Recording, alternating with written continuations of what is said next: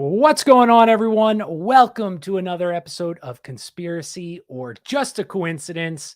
I am Jack Allen. As always, as podcast tradition tells us, go follow me at Kojak Podcast on Twitter and Instagram if you haven't already.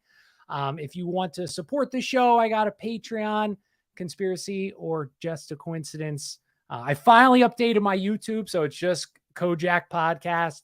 I got it, and I'll do it to the Patreon very soon as well. And yeah, so that's it. So go follow me there, support the show if you want, all those things like that. Hopefully I'm live right now. Let me just check on my Twitter. My lovely fiance, Liv Allen, who's home. She's sick right now, so she's off from work. All right. It looks good. It looks good. Okay. And also I got some exciting news. Let me see if I can pull it up before we get into finishing our Curse of Canaan series, which in this one I think is actually like my favorite. I love the first episode, and this one I think is either as good as the first one. But let me see where I have it. Oh, I have it on my computer. One sec. So I have some exciting news. So you guys know Billy and John from they've been on my shows all the time. John from We've Read the Documents, and Billy the Kid, Billy Ray Valentine. So they actually started their own radio station, kind of like a subscription-based platform or whatever. And they were kind enough to invite me to be on the show. So I'm actually going to do the show with my good friend, my longest friend, since he's been on my show like a long time ago. He's not a conspiracy guy. And I don't know what he's going on his podcast name, so I don't want to say his real name if he's trying to keep it hidden. But Liv drew my album art, so let me share the screen here so you can see what it looks like. So it is called Kojak Plus, and if you're just listening, I'll post it. I think the station starts in July. They're hoping July 4th, but the picture is a picture of an orange cat wearing a Jordan Peterson 3-piece suit, sitting on a few books. And so the whole point of that show, it's going to be conspiracies with my friend who's not conspiracy oriented. And we'll talk, like CIA operations and all this stuff like that, kind of like waking him up to taking the red pill. And he's a real funny guy. So it's going to be a lot less knowledge learning, and there's going to be you have to learn. I only listen to shows that I learn something on. So you'll definitely learn something. But it'll be a little less less straight info, more just more info with laughter. That's my plan, at least. And so that starts sometime in July. So Billy will post all the details and stuff like that, or John. But I just wanted to let you guys know and show my beautiful artwork that my beautiful fiance, soon to be wife. We're actually getting married July 16th. So a month and a day away. She will be officially Mrs. Jack Allen. And so we're real excited. We're actually going for our honeymoon. My company, as a gift or whatever, they paid for us to go to the Caribbean, St. Thomas. So that's where we're spending our honeymoon. So we might be a little slow on shows in July. Hopefully you'll understand, wedding comes first, honeymoon. So I don't think I could maybe I can do a stream from the St. Thomas. I don't think so, but possibly. So anyway, that's the business. That's current business, old business, new business. We take care of that. Go follow, go support. And if you can leave a review, please leave a review. I don't even care about, money is always great and everything, but it means so much when you guys leave a review. So if you haven't yet, please go like and subscribe and leave a review, all those good things. And that's that. All right. So let's get going, because this is going to be a long one. This is going to be, what's up, Peanut? Thank you for listening. I really appreciate it. So this is going to be a long show. I got like 15 pages of notes. And so we talked about last episode and the previous two episodes, the Curse of Canaan. So the Curse of Canaan, for those of you who maybe haven't listened, which I always say, I recommend go listening. But I know people are busy. But so basically, though, in biblical times, no Adam and Eve, Lilith, that whole story that Lilith and Adam possibly had the demon bloodline or whatever. But regardless, Cain and Abel, that comes into play. Cain kills his brother, and they form this group called the Canaanites. And basically, Canaanites, they were in Babylon. That's why we always say this is like the Babylonian mystery cults and things like that. And they were these Canaanites, which worship through orgies, lots of insane like sex stuff, little human, hurting them, basically living out your carnal desires. And that was this Babylon cult that they were doing these rituals in these temples with Nimrod. He was the leader of this Babylonian city, and he was the first like true ruler of earth, and just this hard person doing these, like, just imagine the worst things the Illuminati or the Freemasons do. And that's what was going on in Babylon. Eventually, Nimrod, one of Noah's descendants, our ancestor Shem, he beheads Nimrod out because of all the evil stuff he's been doing. He takes his head off, chops him up in 14 pieces, and sends him to the priests that are doing these horrible things in Babylon. And as a result, he did this as a warning, like, if you keep going, I'm going to do this to you. Badass, so awesome. But what did they do? They went underground. They moved their temples from the forefront and went into the background. And they kept these pieces that he sent them as relics. And these relics are what form the Babylonian mystery schools, the first secret society. So when you get, you join this group, you rise the ranks, you eventually find out, you see the relics of Nimrod, their god king. And that's what spurs every single secret society from this exact moment, these Canaanite worships. And they spread all through the world. They become, after a while, they go to Carthage. Rome destroys them then. They change their name to the Phoenicians. And the Phoenicians, they're talked about in ancient Egypt, the seafaring people. They dominated the purple trade, the purple dye. Purple was worn by royalty, so they maintained their power there. Then people get sick of the Phoenicians there. They turn into the Venetians. And if you've listened to my shows, the Venetians in Venice was where a lot of these international banking families, Canaanite descendants, came from. Like the Arkids, the Schiffs, all these families, they were in Venice doing international banking because of their location between the West and the East. They didn't produce anything. They were just collecting off the top. And so a lot of our international banking families will tie their roots back to Babylon. And interesting enough, the Babylon symbol on their flag is a mythical creature. I believe it's like a lion and a like bird of some sorts. I can't remember now, but it's, very occult symbolism with that as well. And I think that was the symbol of Babylon. That was the point of that Venice, their animal they use is the same symbol that the Babylonians used.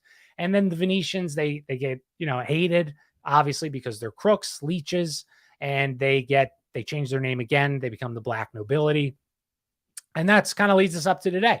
So all of our secret societies come from this event, this biblical event, which I find super interesting, because we often, when we tell people that are regular, like, well, who's they? They do this, who's they?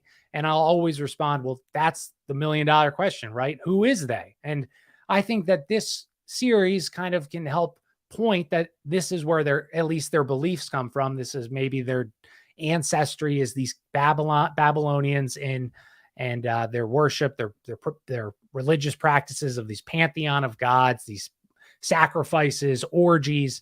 And when they had to hide them in the temple, they had to hide them for thousands of years, right? Because people they would call them puritanical now, but they didn't want this stuff in the open. They didn't want you having sex and huge orgies in graveyards with dead bodies.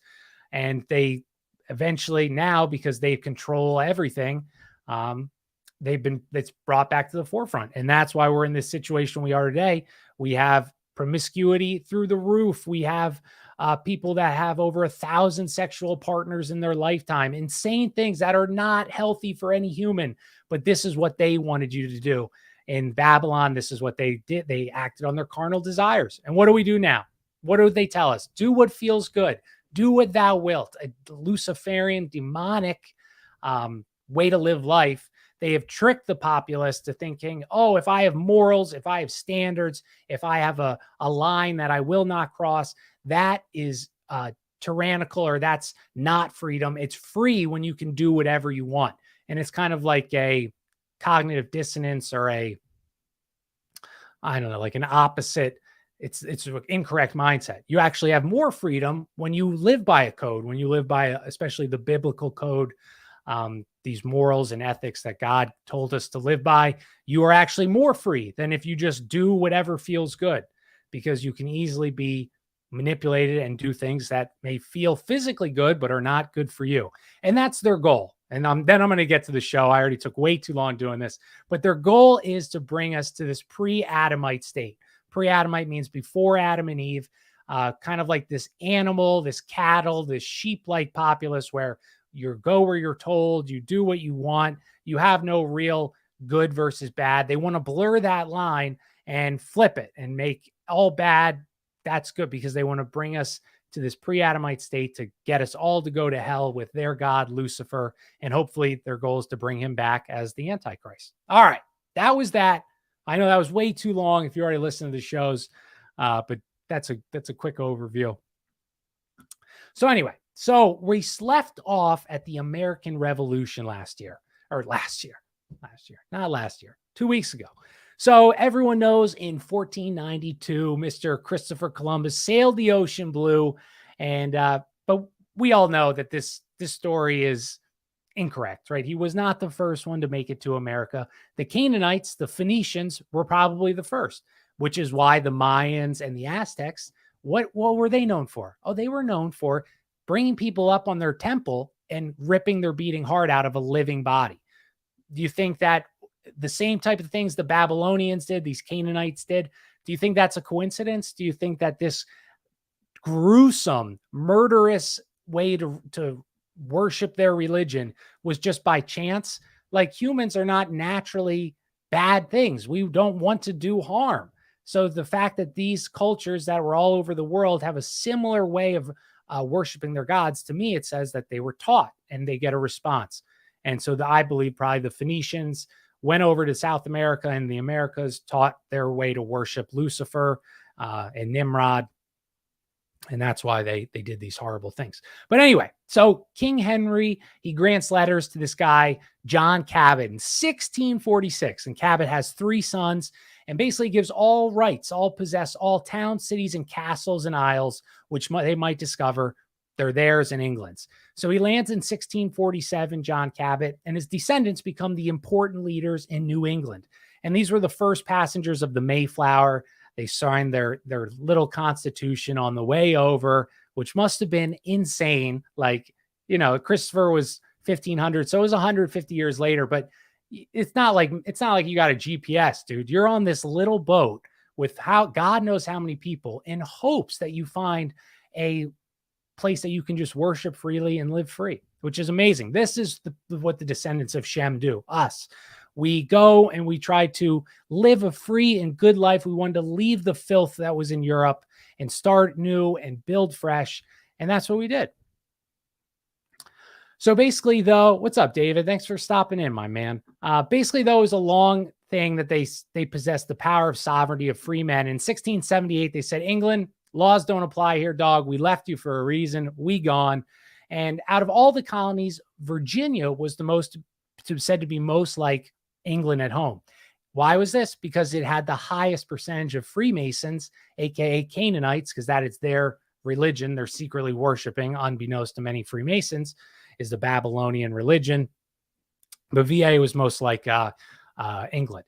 And it had the most Masons. It was also ruled by London, by the London Lords of the Trade, the London Company, the Virginia Company, and it was ruled by admiralty law. Regardless, the people of Shem had found their promised land, and things are looking good, right? We are prosperous.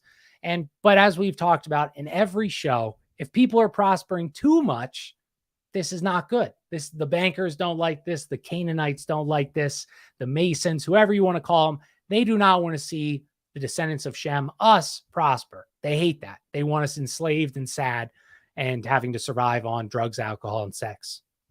And so the Canaanites, they knew how to control their new land, masonry. So they bring over masonry in 1730. And Ben Franklin was actually an OG member of he was the Grand Master of Pennsylvania. I mean, he was a big Freemason. And then there's this guy, Moses Hayes, who brought over the Scottish Rite Freemasonry in 1780. And my theory about Scottish Rite is that the Blue Lodge, that's like the basic lodge that probably your grandparents were a part of, or, you see one in your town. It's a 3-step or 3 levels in the Blue Lodges. It's like they don't do many ceremonies or rituals. It's like relatively harmless. So like it's truly, they're cleaning up highways and stuff like that. But the Scottish Rite goes to the 33rd degree. And what I've found through doing the show is the Scottish Rite is always brought in after a revolution or after they overthrow a leader, because the Scottish Rite is when you really get into the deep symbolism, the Luciferian worship, on and on. So this guy, he brings that over in 1780. And the Franklin Masonic organization had been backed by Lafayette, who was the French guy. He also backed Mexico in their revolution. And then again, the Scottish Rite gets its hooks in the American Freemasonry. Oh, okay. Yeah. So the Scottish Rite, ironically enough, was sponsored by Swiss bankers, British intelligence, and by 1785, 15 Scottish Rite lodges have been set up in America. They're just setting up, getting ready to take over. And it was led by a group of New Yorkers: Clinton, Roosevelt, government, Dewitt, Clinton, Horace Greeley. Those are some of these power names in New York back in the day. And the American Revolution differed from the revolutions in France, Spain, and Russia because it wasn't this local uprising against quote unquote oppressive masters. Rather, it was a takeover of property by those who had developed it. So our ancestors, they came over here, they from nothing, they created a civilization. I know the Native Americans had a civilization. I'm not saying that, but they created roads and buildings and infrastructure. And once they did all the hard work, they did all the legwork, England wanted to come in and say, all right, well, it's really ours. So, come on, it's ours, really. And they didn't want to give it up, which seems fair to me. So they risked everything coming over here to an unknown land. And so now the British Crown wants all the reward.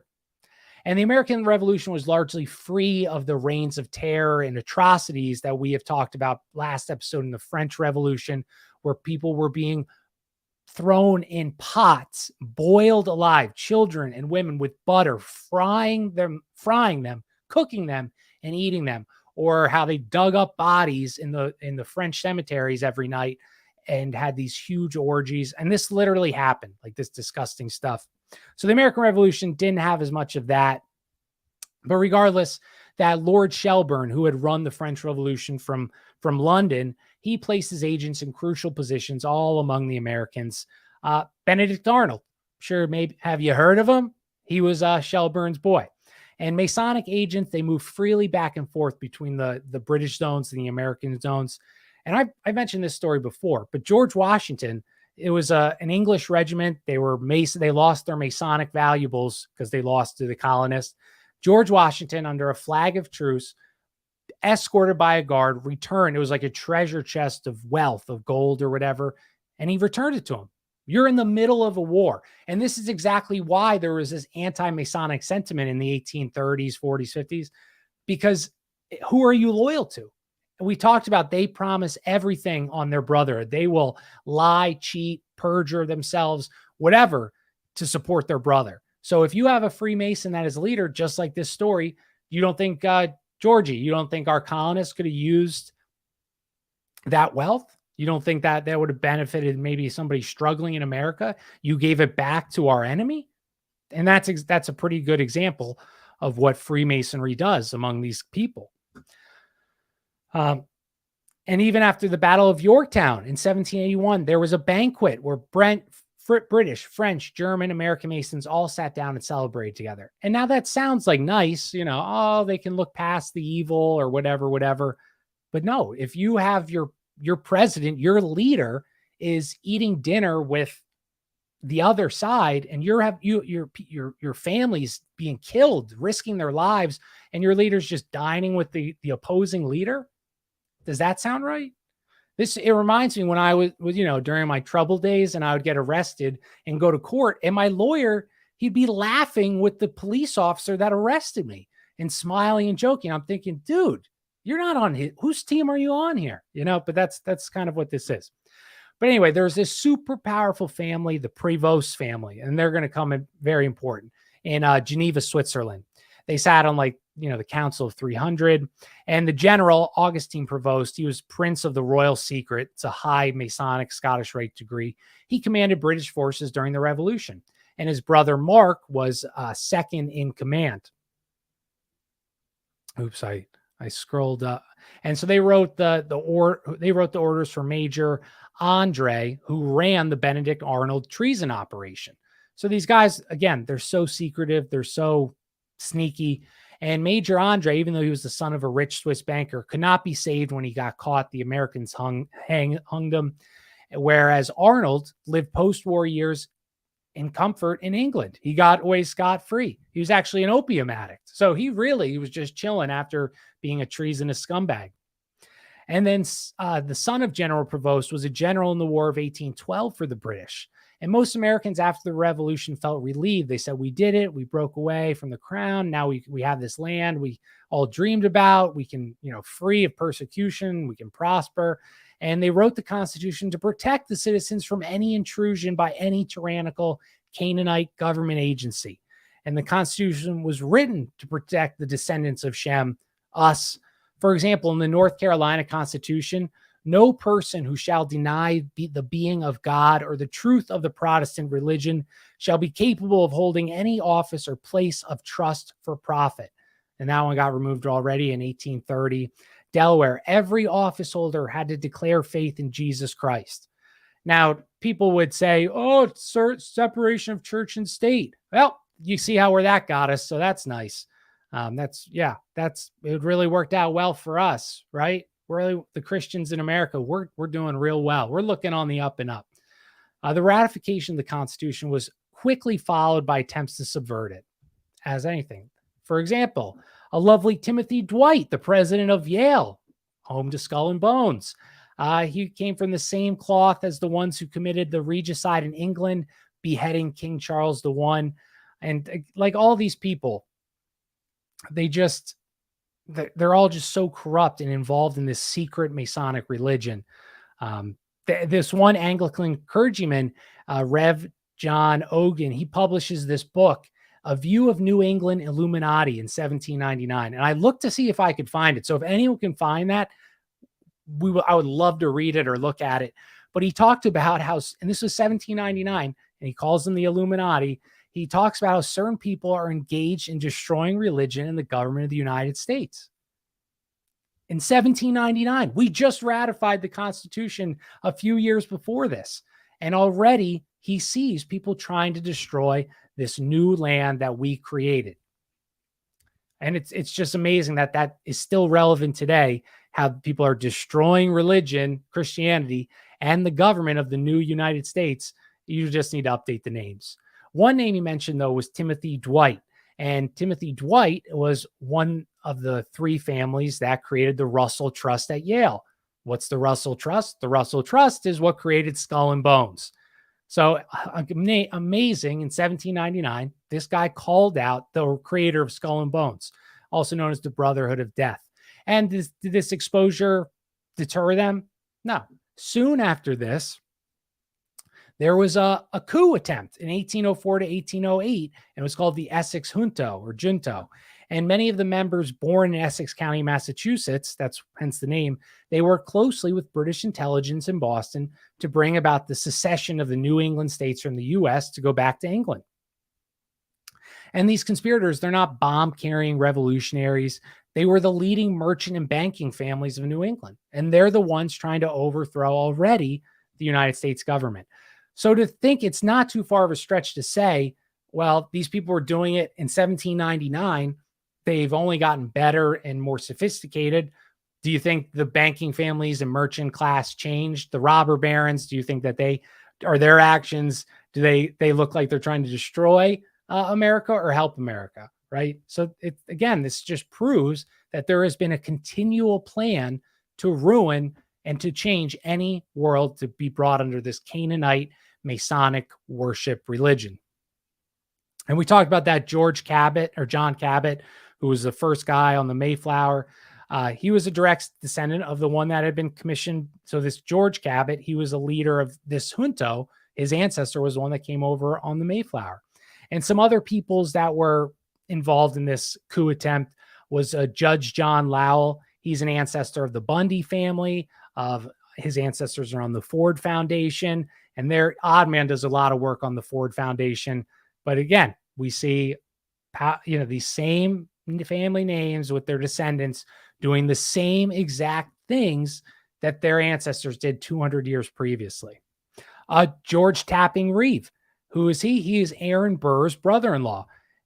Aaron Burr, we're going to get into him in a second, so we'll just say that. But Thomas Jefferson, he's informed of this coup attempt that's about to happen, and he shuts it down.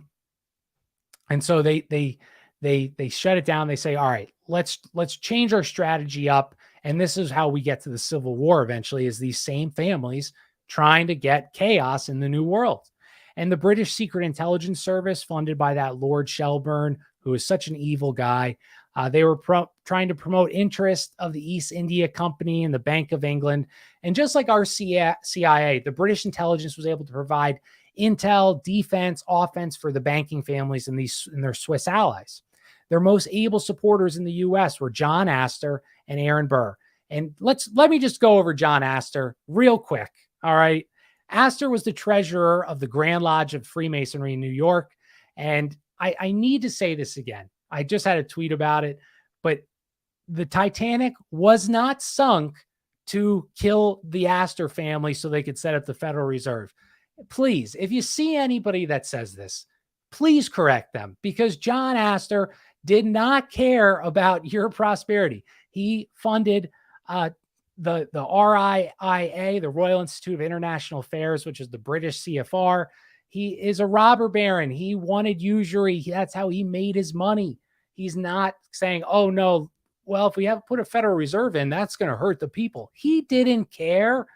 So please, if you see people that say that, they are beyond wrong. And I will debate anybody on this, because you can't answer that. Why would they kill a guy that was the leader of Freemasonry in New York? He's the top dog. But sure, he cares about you. He doesn't want you to be charged to print money out of nothing and be sold into the debt slavery. Anyway, so in 1800, the Astor was given free entry into all ports of the world which East India controlled as a payment for helping set up this coup attempt. They gave him a huge financial advantage over competitors. But guys, he didn't want the Federal Reserve. He loved you. He wanted to see you prosper. And in return, he gave funding for the plot to overthrow Thomas Jefferson with Aaron Burr. But he hated the central banks. Oh, my God. Throughout the Revolutionary War, though, Burr worked as a double agent and became an attorney for Astor interests, drawing up contracts and stuff for the East India Company.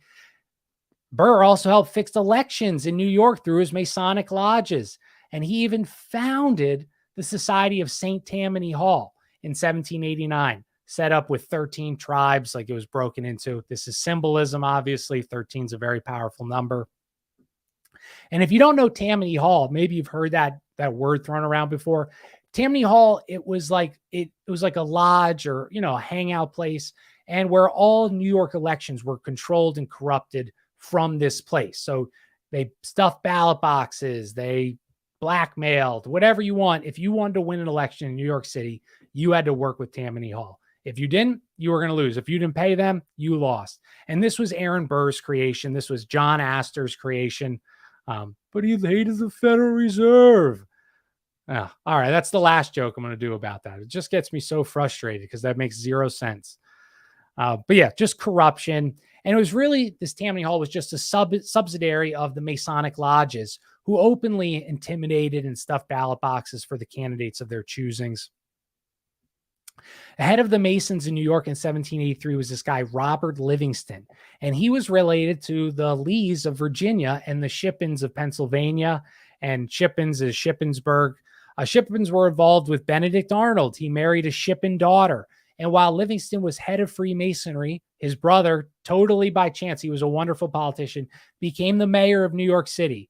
And with these connections was how Burr thought he might have a shot at overthrowing the new country and having a coup with these business deals of the Astors, of the Shippens, of the Livingstons. And Burr, he gets a charter for the Manhattan Company. This was insane. Oh, this is how sickening. And this is a normal thing, right? All right, let me just tell you. So Aaron Burr, he gets this charter for this place called the Manhattan Company. The mayor of New York City, he had such a good idea, couldn't resist. I'm sure it had nothing to do with that they were in the same lodge and corrupt together. But he gets this plan that he's going to provide fresh water for the city of New York. Okay, that's, somebody needs to do it, right? I guess Aaron Burr, whatever, he's the most capable. So that's what he's going to do. It's called the Manhattan Company. So what does he do? Does he build a big, beautiful fountain? No, he didn't do that. Did he get any water in? No, he didn't do that as well. Aaron Burr, instead, he was close. He didn't create a fresh water system. He did create a bank, though, with that charter, the Manhattan Bank. Oh, so, banking better than fresh water. Who needs water? We just need interest and usury. That'll save us. And this became the Manhattan Company, which if any bells might be dinging in your head, the Manhattan Company was later taken over by Kuhn, Loeb, and Co., Orchid representatives of, their bagmen in America, which then became Chase Manhattan Bank, which became the flagship of the Rockefeller fortune. So that is where the Rockefeller fortune's money lies, is in Aaron Burr's bank that was supposed to be a water supplier, and it turned into a usury leeching part of society to put us into debt slavery. So I found that wild, and makes perfect sense that the Rockefellers purchased it. Burr became vice president even after all this stuff in 1801 under Thomas Jefferson.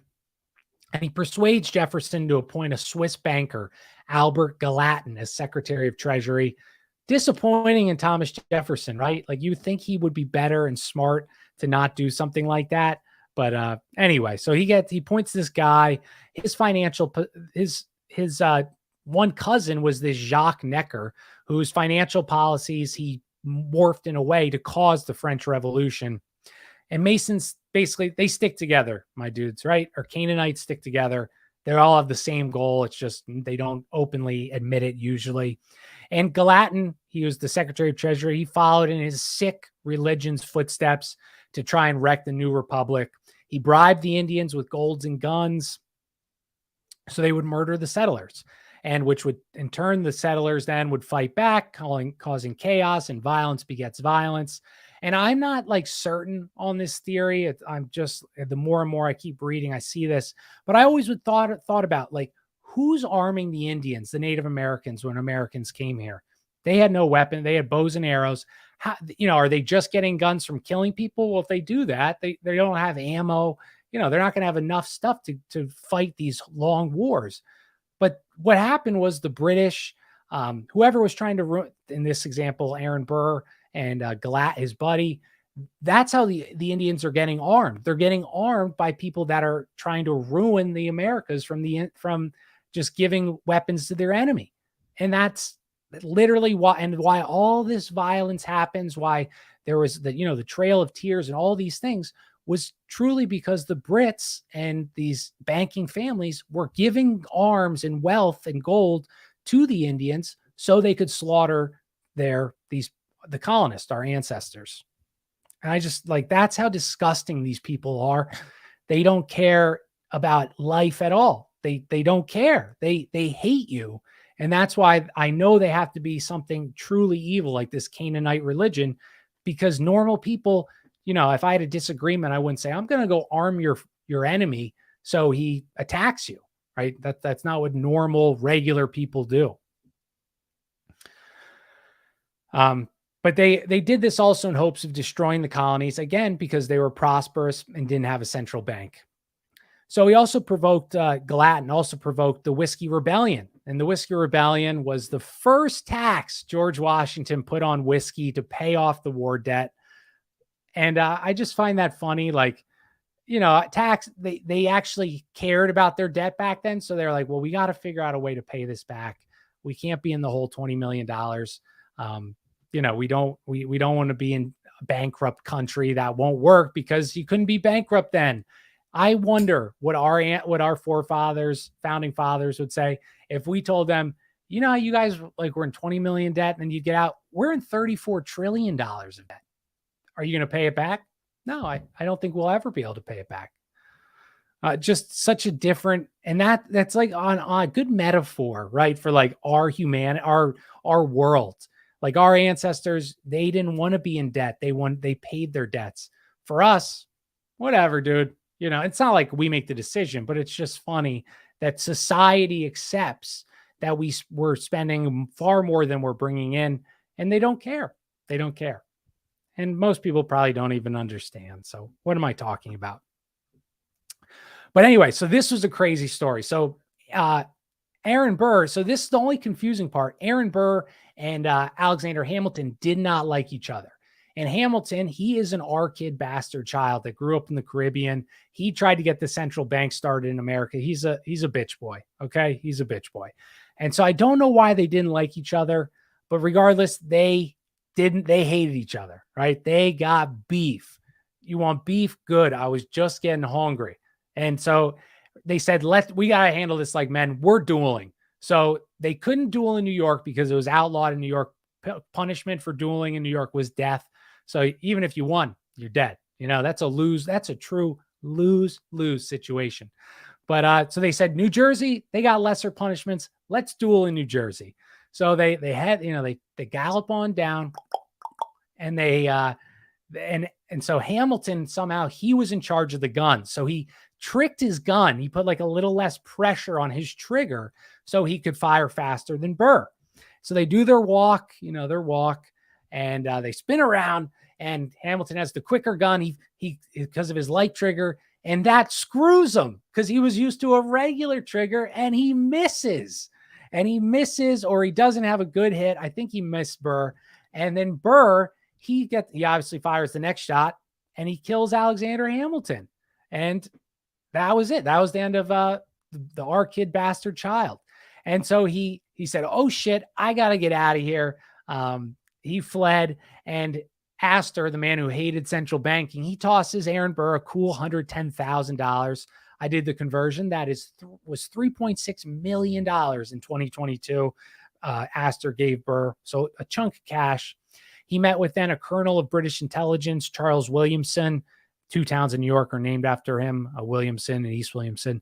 And he sent a note to British HQ saying, the VP Burr said he can do whatever he can to assist the Majesty's government in overthrowing our country. So I don't know how he became VP. Someone probably knows more than I do about Aaron Burr.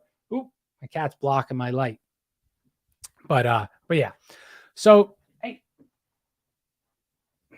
my cat, he scratches at the door. He tries to get it open. I'm going to have to throw some water on him. So we'll have to take a break here.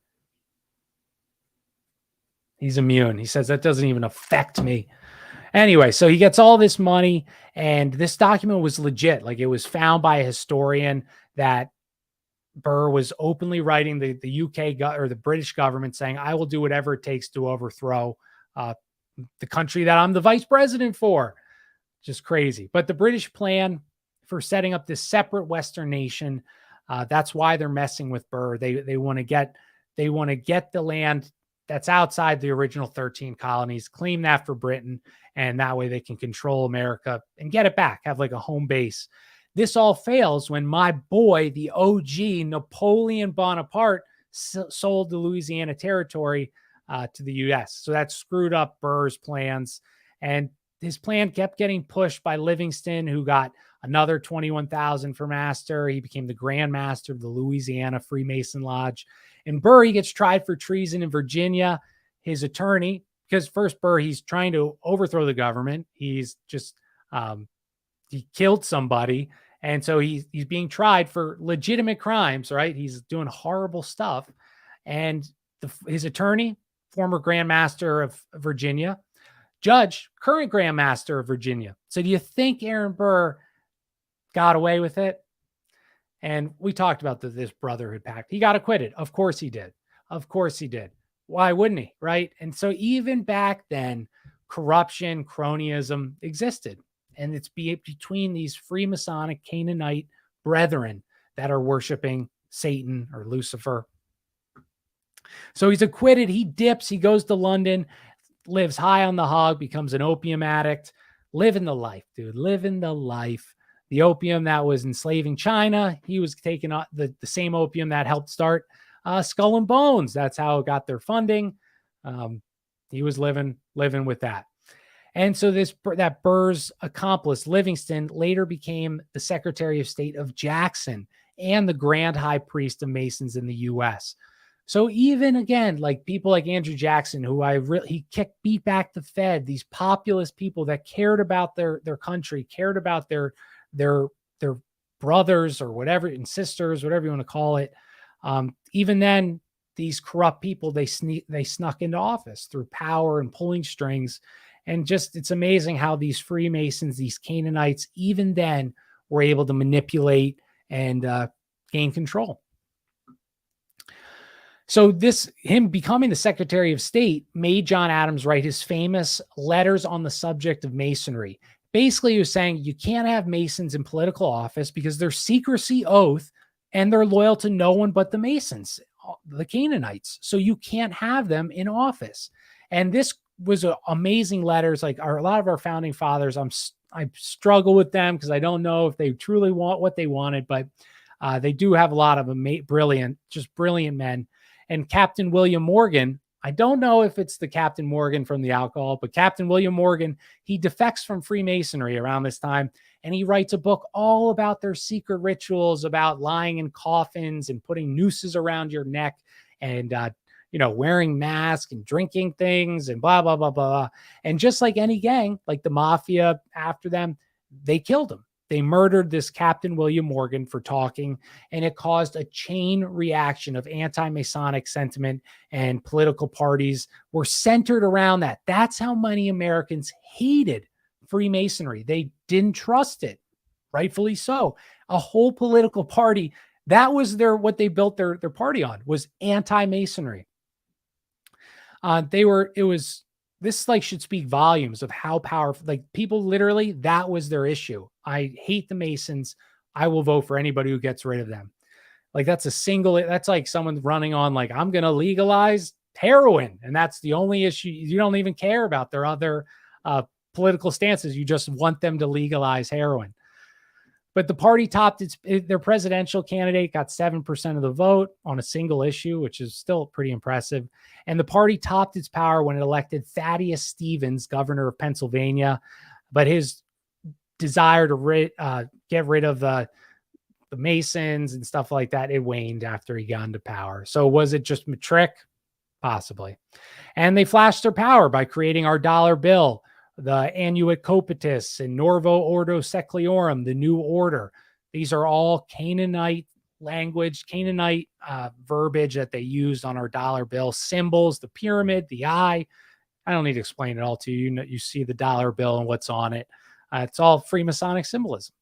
They're flexing their muscles like, this is how powerful we are. We own the currency. We own you. And the Canaanites even appropriated the Great Pyramid of Giza, which was built by Shem, according to Mr. Mullins here, as their emblem. And obviously the top is missing on the pyramid. The lost word is Freemasonry. It's absent. It's missing. That's the capstone. And the eye represents the great architect. 13 refers to the 13 colonies. And that's like another, gematria, Canaanite symbol, the number 13. They emphasize the importance of 13 in Freemasonry. And the eagle is represented as a symbol of Rome, the historic enemy of the Canaanites, for raising their capital of Carthage. And we talked about that last episode, that the reason why Freemasons and Canaanites, and these Freemasons are communist revolution funder. They start the revolutions, right?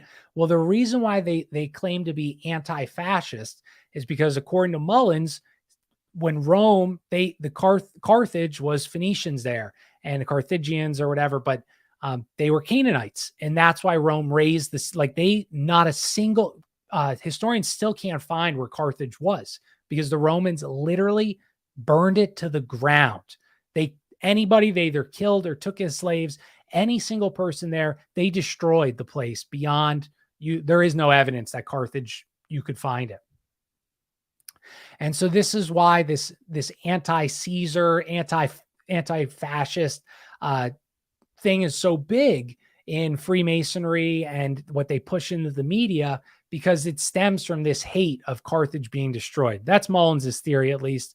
It's definitely true that Freemasons are anti quote unquote fascist. They make fascist immediately sound like a horrible word.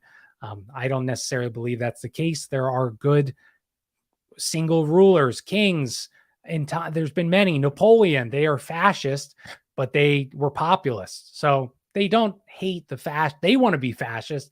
They just want it to be a communist fascist type. Like Stalin was a fascist, or Lenin and all these people, but they're not viewed as fascist because they're communists. Does that make sense? They play, yeah. So the Great Seal, I went over that all over in my Jesuit episode. But what I didn't read about was the Eagle's right wing has 32 feathers, but its left wing has 33. And that's the left-hand path. The Scottish Rite Freemasonry has 33 levels. So I found that interesting. All right. We're done with the revolution. We're in the world wars. We're going to really kick it up a notch. I hope you're enjoying it so far.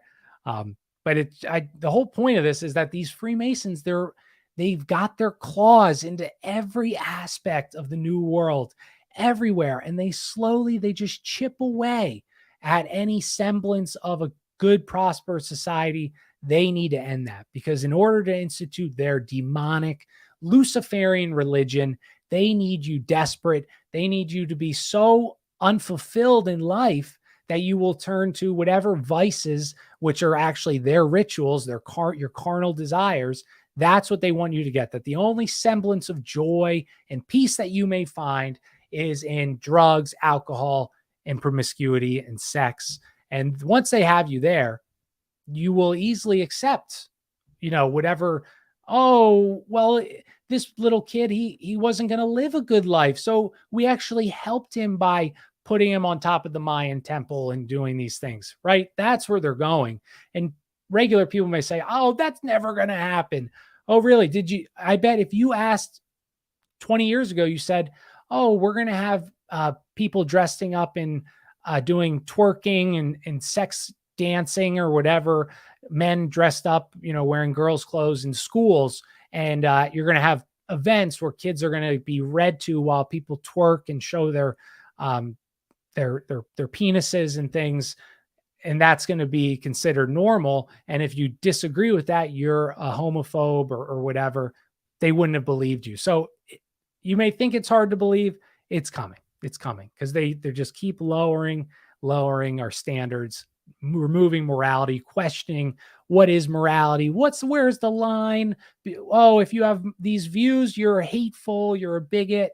And you can see how they've been able to do this just step by step. So we talked about last episode Albert Pike, who was a Canaanite follower. He was a spy in the Civil War for the South, possibly for the Jesuits. And so he would have these huge orgies. Again, the Canaanites love sex. They love penises. They love vaginas. They love sex. That's why we have phallic symbolism everywhere, is because of the Canaanites. That's why the George Washington Monument is a phallus. It all stems back to Nimrod and Osiris. But they love sex. So Albert Pike, he was this disgusting, kind of looked like Karl Marx a little bit, I think. But he would have these huge orgies in the backwoods, sacrificing chickens, whether it was just stopped at chickens, and they would drink the chicken blood. They would eat the flesh. They would drink and do drugs, copious amounts of everything, eating to be sick and blah, blah. You understand, just vile stuff. So he predicts, though, that there's going to be 3 world wars. And this is before any world war existed. He predicts that there's going to be 1 to set up a communist regime, 2 to raise it to the status of a world power, and the 3rd world war will be to destroy Christianity in a great orgy of annihilation. They got sex on their brain, my friends. That's all they can think about, I guess. It's because that's the quote he used, an orgy of annihilation, which will finally put the descendants of the Canaanites as the reigning champs of the world. So he was right, dude. He wrote that in late 1800s. He wrote that there was going to be 3 world wars, the 1 to set up the communist regime. And he was right. So is he a Nostradamus? Is he a fortune teller? Or did he just know the plans of what the Canaanites and Freemasons were going to do? I don't think he can tell the future. I leaned to more that this was their plan. And he just wrote about the plan. So both world wars, pointless, propagandized, were means of exterminating and sacrificing huge descendants of Shem. That was the point of them. It was not to better humanity. It was not to make the world a safer place. It was occult rituals on a massive scale, making sure that we'll lower our numbers because now men and women won't be able to, all these men are dying. They can't reproduce. Meanwhile, the Canaanites, they will be able to, because they don't fight in the wars. No, they're not idiots. They're not the ones being tricked. They're the trickers. And so this is not like, just think of this though, not a single act of legislation in the last 100 years has ever benefited us, you, me, our families, our loved ones. Not one thing. Like, for example, open immigration. Oh, you're a xenophobe if you don't want open borders. No, I just want to take care of my country first. But the act of open borders, you think they care about the lives these people live? They're trying to escape? No, they don't. And they know the people that are running across, they try to play this story. Oh, it's families just wanting a better life for their people. You go watch a video of people across the border. Do you see many families?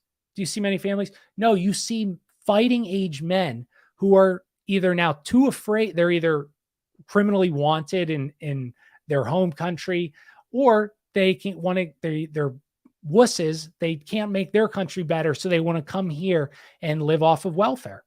In Germany, in 2016, they had 900,000 migrants from Africa and Somalia or wherever they came from.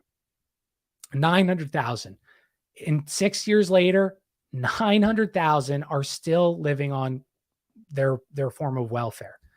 So what would benefit the country by letting 900,000 predominantly men, fighting age men, come to your country but not work?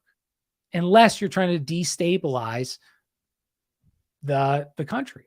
And that's what they do. And they propagandize for people to accept the shit that they give us.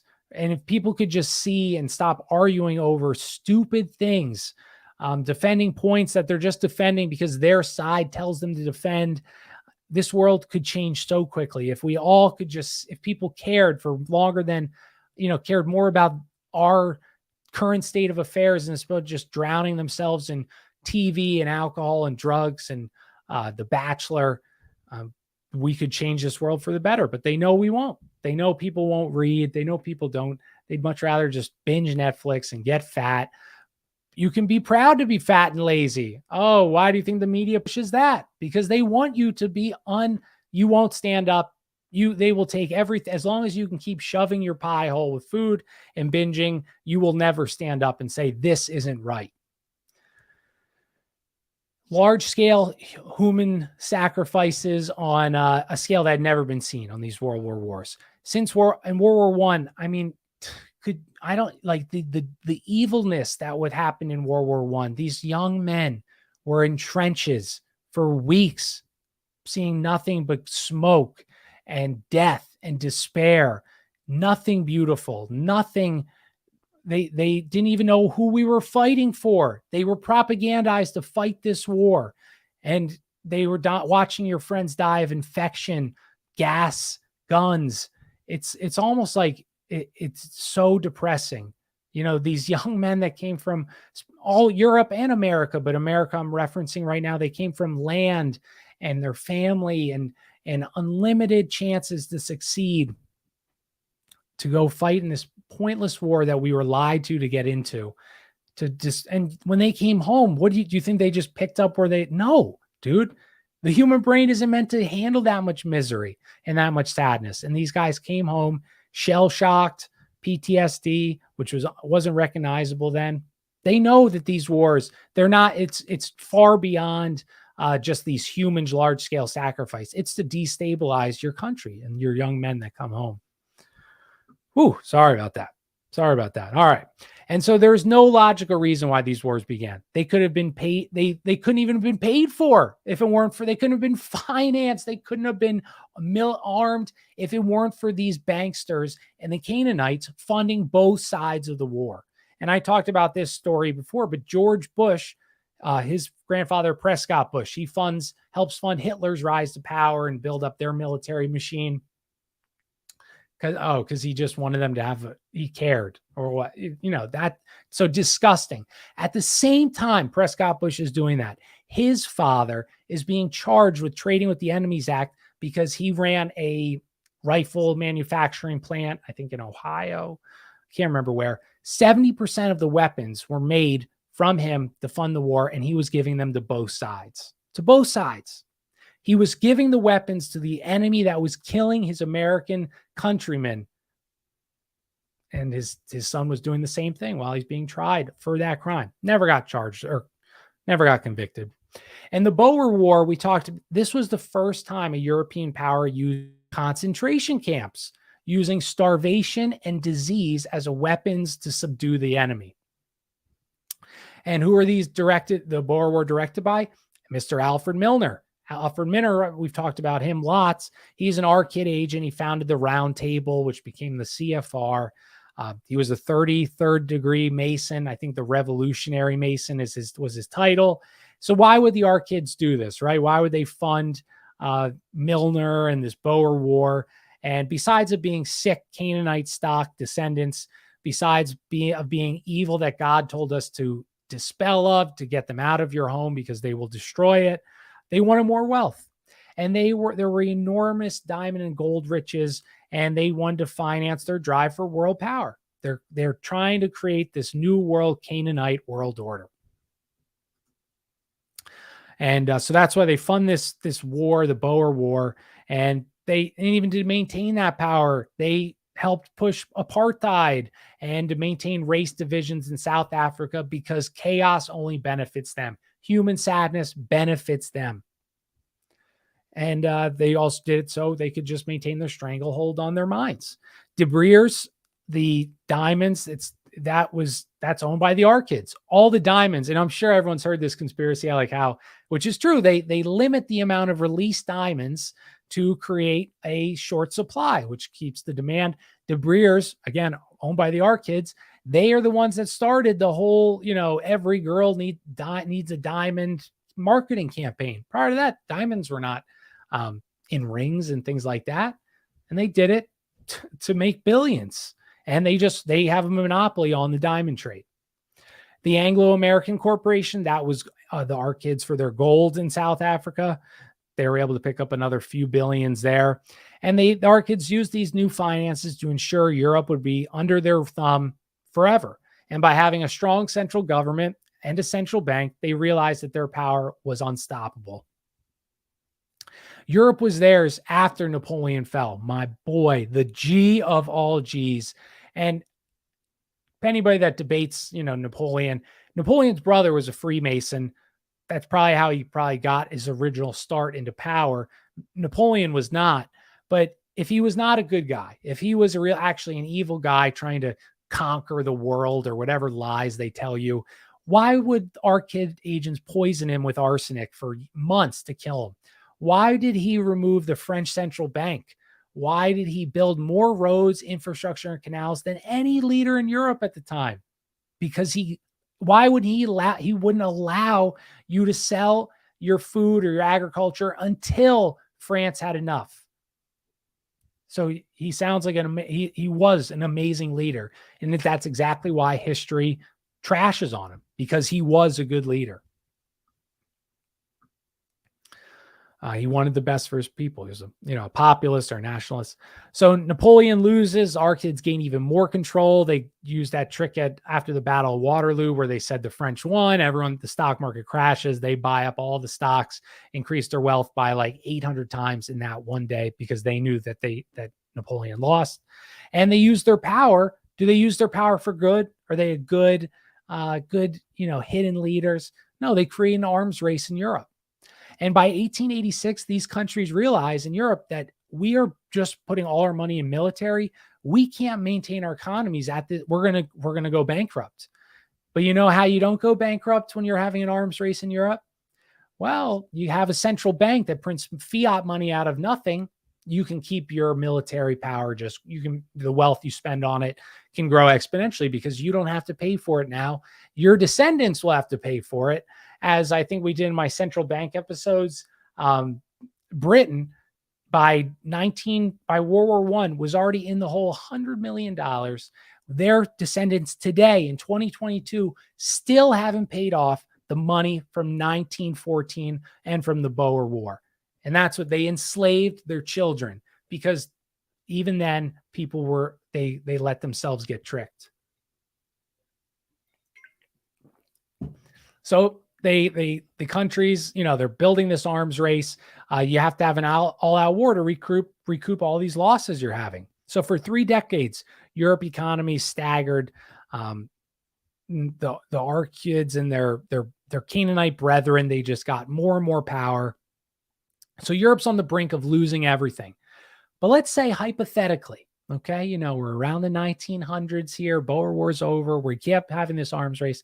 We're going to go bankrupt. But what if a new superpower with seemingly unlimited resources is emerging, and it could possibly be a way to get everyone out of this dilemma? So Skull and Bones teacher who educated my favorite, Mr. Woodrow Wilson at University of Wisconsin, Wilson gets elected. He gets elected because the banksters, they funded Teddy Roosevelt's Bull Moose Party to split the Republican vote, because the Republican, whoever, I forget who was running against him, he was, I'm not going to say he's an honest guy, but he was more honest than Woodrow Wilson and wasn't going to help them put in a Federal Reserve, a central bank. So they split the vote with him. Wilson gets in. It worked. And what does he do? He passes the Federal Reserve Act, as we all know. A few months later, World War I is ready to rock. What a perfect timing. Oh, how did they know that America was going to have these perfect, have unlimited funds soon, right? I'm sure there was no way they could tell, or they knew that. Oh, it's just, it's hard. It's just sad, right? It's sad. And they planned this forever. Like the Woodrow Wilson, he was just the guy they used, but they were planning it since the Civil War. They were trying to get a central bank. Since the War of 1812, they were trying to get a central bank. And we did kind of have one. We got rid of an 8. That's why the War of 1812 happened, was because we didn't renew the charter, and on and on and on. So the years leading up to World War I, massive emigration into the United States. Life in the late 1800s in Europe was way worse than the Middle Ages. We talked about how in the Middle Ages, people worked less. They only worked something like 100 days out of the year. And they had these great quality of life, food, clean water, not living in these condensed cities. They're living in little towns and kingdoms. And then the Industrial Revolution happens, and people are living in filth and disgust. All of our schmamics, like in the 19, when was the one that 1918 smallpox, or all those diseases, there's theories that they're connected to the filth that exacerbated them, because people were living in a windowless room with 8 family members, kids that would die with drinking spoiled milk, drinking spoiled food, drinking the water that the pigs they have in the city are shitting in at the same time. And people would get no sunlight. They had no windows. I mean, it was a depressing life in the city, and they would market it to get more people to go to the city, to leave the farm lifestyle. Like, oh, you'll have a much better life over here. Just crazy. Just crazy. All right. And yes. 1910 at Jekyll Island. That was how they decided they were going to, because they knew they were going to start this war. Wars are all planned. They were so planned. Britain was trying to poke the bear with Germany since the Boer War, since before the Boer War. That was, 15, 20 years before that. So they knew they were going to have this big world war, because they wanted to get rid of the monarchies in Germany, Russia. And just like Albert Pike said, they wanted to they wanted to start a communist empire with their first war and remove the monarchy so they could install this. The fuse was lit with the assassination of Ferdinand. And if you're interested in war, I did the World War I. I did a bunch of World War I episodes. It was an amazing book. I think it's called The Conspiracy of World War I, or Just look, I have it on those episodes. It's an amazing book. I highly recommend you reading it. But they had Franz Ferdinand. He knew he was getting like he was told that assassination was coming for him. A year before the murder, he informed his count that the Freemasons had resolved to kill him. And in 1914, a document's obtained in London, which was coded and offered £2,000 for eliminating Ferdinand. And it was actually written in this like hybrid coded language it was like Spanish hybrid that some of these Canaanite banksters spoke when they were pushed out in 1492 out of Spain, when they removed usury from Spain. And so a lot of people settled in Serbia speaking this coded language, and it was to maintain privacy. And so this was spoken in their Freemasonic circles, the Canaanite circles. This group called the Black Hand was involved. They were a Freemasonic offshoot funded by the Archids and other usurers. And the Freemasons supplied the weapons, the grenades, and the murderers' training, even provided one an American passport after the assassination. And the Freemasons and the Austrian government and all over were all aware that they were going to try to take out Franz. And the blame is always put on the Germans. I feel bad for Germany. I literally do. Like, if I'm not German, but if I was, I would say I have every right to be proud of what my country did. Yes, history says we started the war when they never started the war. But the Kaiser, especially in World War I, he had no desire nor intention to fight the British. He tried to avoid war at all. He didn't want no smoke, dude. He didn't want, even though they were destroying technologically, economically, their monarchy was beating the hell out of the charter bank in Britain, their central bank. And but the Brits and their banksters and their intelligence unit, they kept poking the bear. They wanted to remove these monarchies. That was important because Freemasons, they hate fascism. But if Germany was succeeding in beating every country in standard of living, technology, same with Imperial Russia, had more wheat than any country. It was the breadbasket of Europe, more trains, more higher standard of living, better rules to not, take advantage of workers or like slave labor. They were the highest level of everything. So if monarchies are so bad, why did Russia and Germany destroy everybody else that was a democracy or republic? Because it's not about that. The Masons know that a monarchy and a strong church is how they cannot influence as much of their power. In 1916, dude, 54% of the American populace was of German origin. And I never heard that. I thought that was crazy. And a vote to make the German of the official language of the Republic had failed by only one vote during the formation of the Republic. Isn't that crazy? They always make the joke, well, at least we're not speaking German when people reference World War II. But that joke has a whole new meaning because we almost were speaking German in the beginning. A poll was taken and the majority responded that they'd have entered the war on Germany's side. And the Americans did. They said if we get pulled into it, we would fight on Germany's side. And did that dissuade our banksters or Woodrow Wilson or our Canaanite Freemasons? I don't know. Little propaganda goes a long way, buddy, especially to people like us who trust that no one would lie to us purposely and maliciously. And the U.S. did not want to involve in the war. There was no threat to our territory, so devious means had to be employed. J.P. Morgan, he came from, his company came from London as George Peabody, who was an Archid bag boy, and he had made huge loans to England. J.P. Morgan did. Well, he needs them back. How is he going to get these loans back from England? Well, especially if they lose, how is he going to get these loans back? So him, JP, he also helped launch the Federal Reserve, and Paul Warburg, another horrible Canaanite person. His brother was top dog in Germany, so everything was set up perfectly. He handled the money. His Max Warburg was in Germans handling their financials. Paul Warburg was our Federal Reserve guy, JP Morgan. So you see, these guys, they're all Canaanites. They're all Freemasons. They're working together. You can't tell me these two brothers, Paul and Max, they both just happened to become the director of the Federal Reserve in our country and the director of their, monetary, whatever. I'm just going to call it their banking system in Germany. Oh, I'm sure they're just they won't ever have Thanksgiving together, and they never had to spend holidays together. They hated each other, actually, right? They despised each other. It's so sick. Like, and you never learn that in history class. Like, has a teacher ever said for World War I, well, so it was kind of weird. Max Warburg, his brother was Paul Warburg, in charge of our federal banking system. That is a little odd that happened. No, they never bring that up. And the propaganda just starts tuning, baby. The machine stops for no one. They employed clergymen, pastors, everybody to buy Liberty bonds, beat back the Huns. Oh, this was insane. And so this guy, Bishop Alfred Quayle, he preached how the evil Germans were, listen to this stuff. Things never change and no one cares to learn. He was talking to his congregation.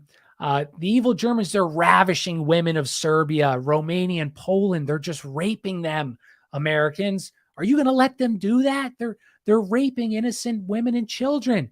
They're poisoning wells. They're crucifying Christians. They're denaturing boys. The British intelligence service was running the propaganda machine. If they didn't, the war would be lost. But that's what they were doing. What's up, Jesse? I never see you on Twitter anymore, Jesse. I miss you.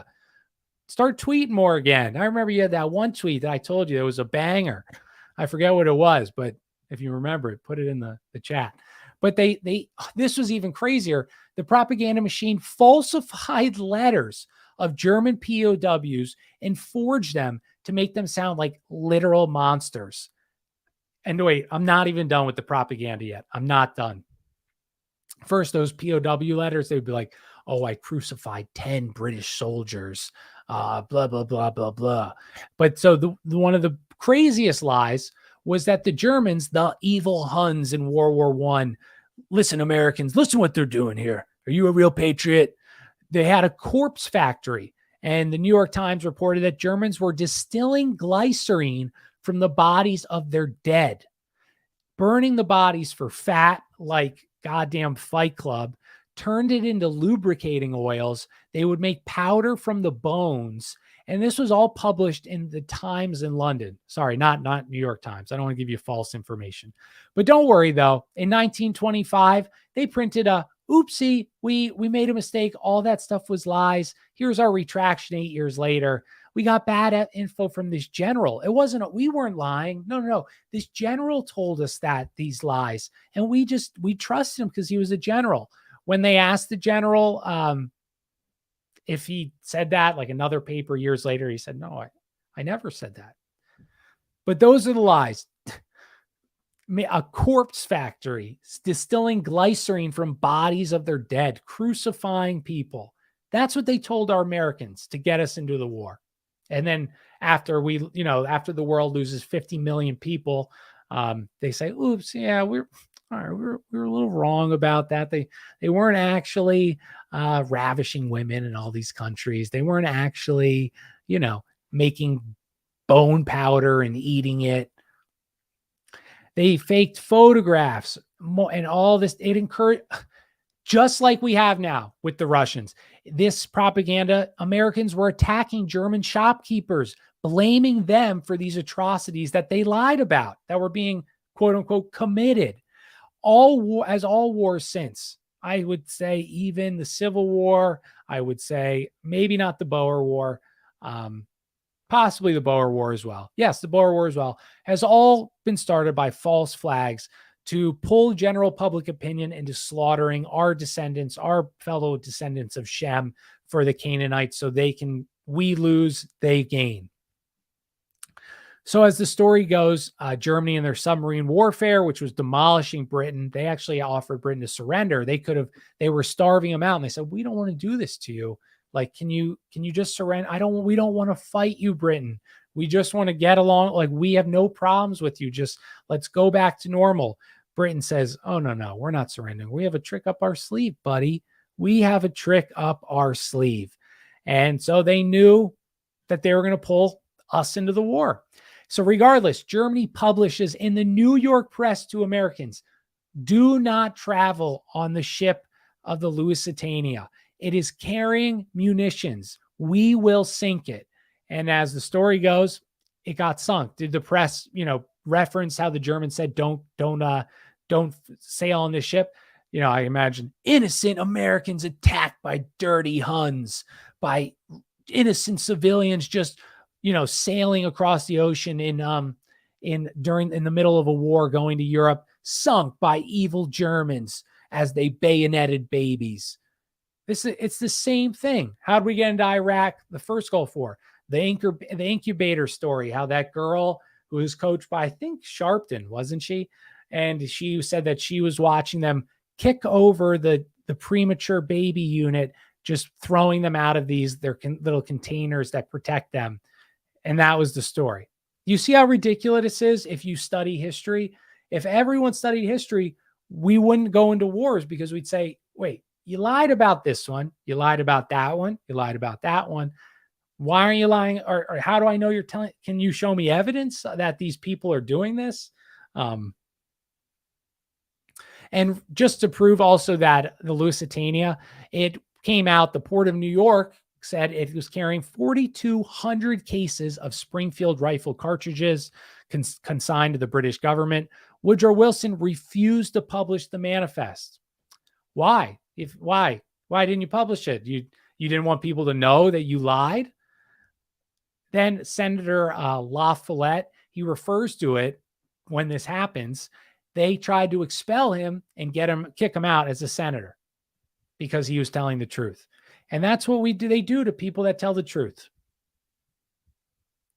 Wilson administration, and also actually came out, it was actually 5,400 cases of ammunition that were on the Lusitania.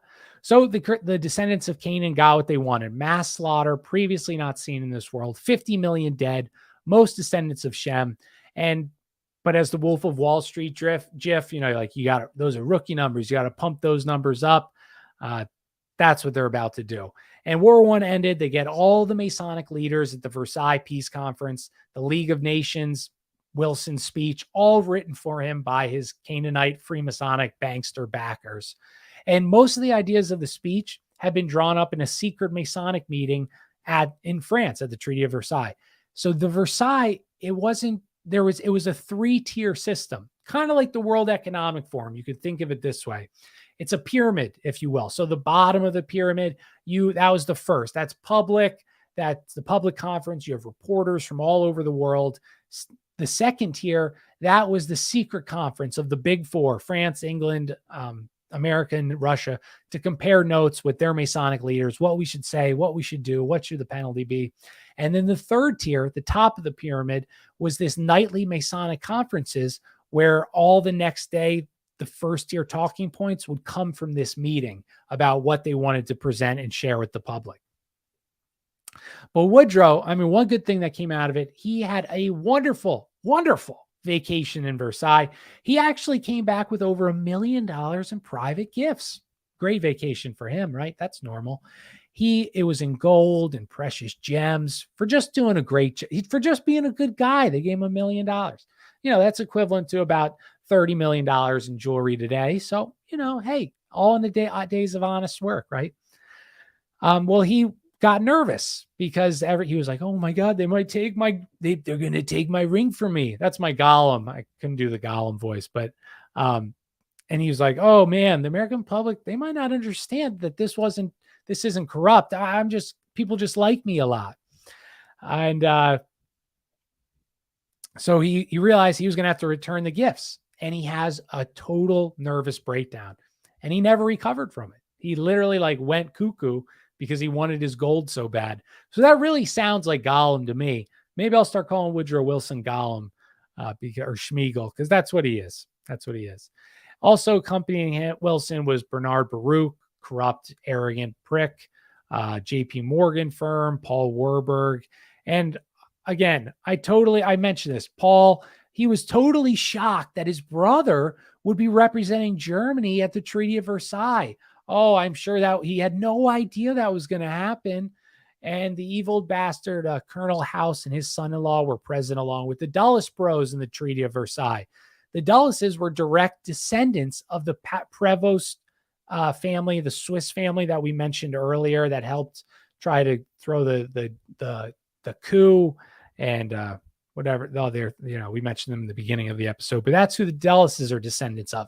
So again, this just proves again to my point that the Canaanite bloodline and religion, it is passed through families. It's not you're born into it. This evilness, there's something truly evil in these people. It goes beyond greed.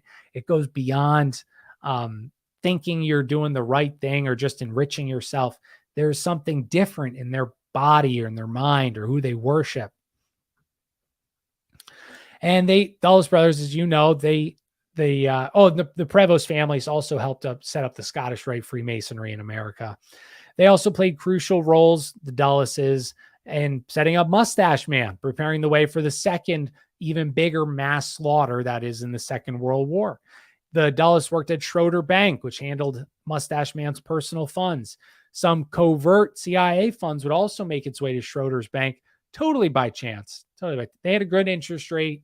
So that's why the CIA put their hidden funds in Allen Dulles's old bank. Wilson also failed at the conference to getting to Europe to accept his Bolshevik buddies' new government. And surprisingly, the people in power, they tend to fear you when you have 3 feet of coagulated blood in the streets and skull fractures and brains all over. It's weird, but countries don't want to associate with that type of government. Totally shocking, I know. And Baruch and friends, Wilson, they put these crushing reparations on Germany, as you guys all know. Knowing it was impossible for them to pay, almost like they were trying to create an atmosphere where either a communist revolution happened or some other faction took over. No, I'm sure they weren't doing that, though. No, they would never do that. Obviously, Mustache Man gets to power from support of Wall Street and others. And I found, what's up, Wes? Nice to see you, dude. The chat's quiet without you, buddy. I missed you. We're almost getting to the revolution part of the Canaanites. So you're here for the perfect part, buddy. But Mustache Man, he has adepts from the Ostara Society. This is an Anglo-Saxon goddess of spring. And I'm sure the occult significance of Hitler's birthday being, April 20th, were not lost on these occult worshipers who this society worships specifically the spring goddess. They focused a lot on Tibetan magic. Most likely, it's the same class of occult Canaanites. It was his occult advisors who told him, man, you should go expand into Austria and Czechoslovakia, which would lead Nazis to their downfall. Oh, nice. Brisson was live. Oh, that's awesome. So both Mustache Man and Mussolini, they outlawed the Masons in their countries, failing to realize that these organizations, Mussolini and Mustache Man, they said, oh, Freemasonry is behind these revolutions. We know that. They're gone. We're banning them. Not realizing that you can't just ban this, right? It's underground. Just like how when Shem beheaded Nimrod to get the temples to stop, they just went underground. It's the same. They do this when they got rid of the Knights Templar. They went underground. It was like you can't get rid of these people. They are a very intelligent group. They've been around since biblical times, succeeding and winning. So clearly that didn't do anything.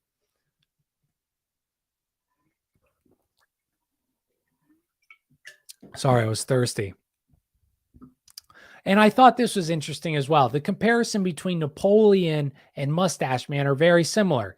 You get brought to power with ease. They came to conquer and expand, and they both kick out central banks. They both, on and on and on. And just like Napoleon, if you would think that Mustache Man would say, wait, my story is kind of seeming very similar to Napoleon. I'm winning. I'm expanding. People are telling me I'm conquering Europe. He should have been, I've seen this movie before. I see how this ends. So act 1 is set. He's conquering Europe. Time to bring in America. And he had zero intention of fighting Britain. He didn't want to fight a 2-front war. He didn't want to fight Britain, let alone America at all. And they literally the Nazis ignored that British intelligence was murdering Germans in America on the streets of America, just assassinating them. The guy, Stevens, or whoever created 007, he was doing that kind of stuff. They ignored it because they did not want beef with America. And despite the pallets of cash of full of propaganda on Americans. Most ignored the threat of the Nazis for a long time. Charles Lindbergh, he led this American First campaign, trying to keep us out of the war. But what happens? Just like we saw in World War I, the people don't want a war. They don't want to do it. What do? You false flag. So Pearl Harbor, another carefully crafted lie planned for months by these Canaanite Freemasons, the Roosevelt administration. The Japanese codes had been broken for months before Pearl Harbor happened. FDR was frantic the day it was supposed to happen. He kept worrying if Japan knew if we broke their codes, because they broke the one code they broke. They said if the first sign of alarm, they were prepared to turn back to Tokyo. And the American commanders they avoided warning any American commanders that they were in danger in Hawaii. The thousands of servicemen that were killed, they let it happen. They let it happen. And even more proof, they all met at the White House on the evening of Pearl Harbor, waiting to see if they would get a win. And probably one of the few times in American history where a president waited anxiously for good news or bad news as good news. But does this surprise you? FDR survived on handouts from his opium money family, from his mommy and daddy. He took advantage in Germany after World War I. He was a scumbag to the highest order. And FDR also used his own son, Colonel James Roosevelt, to convey his private communication to ensure secrecy. And his son cabled Churchill in London with a quote, "Japanese negotiations off. Service, expect action within 2 weeks." This message was delivered 10 days before Pearl Harbor. Oh, that's an awesome gamer tag, Wes. He says it's Kill Thelema. That's funny. That's awesome. And he cabled Churchill in London, Japanese. Oh, yeah, I just said this. So the Chief of Staff, General Marshall, this just reminds me of Donald Rumsfeld or Henry Kissinger. So they asked General Marshall he was at the midnight meeting in the White House before Pearl Harbor. Why were they all there? Were they just having coffee, a late night coffee, or maybe a pizza party? They asked him, the reporter said, "Where were you during the time of the attack, General Marshall?" He said he couldn't remember. He was at the White House. How couldn't he remember he was at the White House? Because they lie. They lie. And they're trickers and deceivers. And that's what these Canaanite Freemasons do. And FDR relied heavily on British intelligence service to get America into the war. This guy, Stuart Menzies, he was an illegitimate son of King Edward, moved in the highest circles of British aristocracy. His wife actually had been leader of a British fascist movement. They were some of the largest landowners in England, 70,000 acres, which is a lot anywhere but in England. But basically, these Menzies, along with other powerful British people, they took William Donovan under their wing and helped him create the OSS, which became our CIA, which was really just a British intelligence unit because William Donovan was trained by the British intelligence people and brought to America with FDR to create the OSS. So it was really, you could probably make the argument that British intelligence either controlled the CIA at one point or still controls the CIA, which I think that would be an interesting topic if anybody can find more about that. And I think LBJ, this encapsulates the CIA. LBJ quote, he goes, "Do you realize that those boys are all sons of millionaires whose fathers were terrified of them to enter into the family business?" He was referencing the CIA. It's like, this is the people that did it, right? It was all skull and bones. It was all Ivy League kids that ran the CIA. If their own fathers didn't want them working for their company, but sent them to work for the United States government, the CIA, what does that say about their sons? Were they good, smart people? No, they were not at all. They were idiots, and that's why they put them in the CIA. JP Morgan's, Paul Mellon's kid, all these people, they're all in the CIA. Why wouldn't they just go work for their dads? Because their dads didn't want them. Regardless, the 100 million number was hit, slaughtered in horrible, sad ways, and war crimes were never charged on the Americans who firebombed civilian cities, killing civilians. And I think there's a theory that this is possible. The fire bombings were not done because that's the most efficient way to destroy a city. No, they did it because of that Canaanite worship of Baal, where people would give their child and they would light the fire and, all these things like that. And this was mass sacrificing on a huge scale. They didn't drop nukes on Japan. They firebombed the cities. And again, they did this it's a ritual. It's a ritual on a massive scale to create all this energy to help bring in their new world order, all that stuff. Germany, what was one of the first tasks they did in Germany after the war? They reinstalled the banned Masonic lodges. What did they do in Italy immediately after the war? They reinstalled the Scottish Rite Freemasonry lodges. Both, how they financed their getting the lodges back? OSS, from the OSS, your tax dollars, our ancestors' tax dollars. The Canaanite religion grew only more and more powerful, fully getting its claws in Western Europe. Okay, we got like 4 more pages to do, but this was the part I was so excited to do. So hopefully you can hang in there. I will keep my energy high. Wes is here, so I'm going to rock because he is my muse in the chat. Maybe Liv Allen is still listening. I don't know. She might have tapped out, but it might have been too much. But anyway, let's start. This is the best part of the whole book, and this is where we're going to end. So communism. Communism is but one branch of the Masonic order of the Canaanites. Okay. It is their way, their economic system. Their goal is to set up a communistic, carnal desire society. Lionel Day Arkid, Karl Marx, both shared close ties with the Jesuits. The Arkids were the Vatican. They were honorary Vatican. They controlled their banking empire for a long time. The Jesuits, Marx had close ties with the Jesuits, which is a Freemasonic branch itself. They have the same exact rites and rituals. And I did that on my Jesuit episode. You can go check that out. And he ties with Freemasonry as well.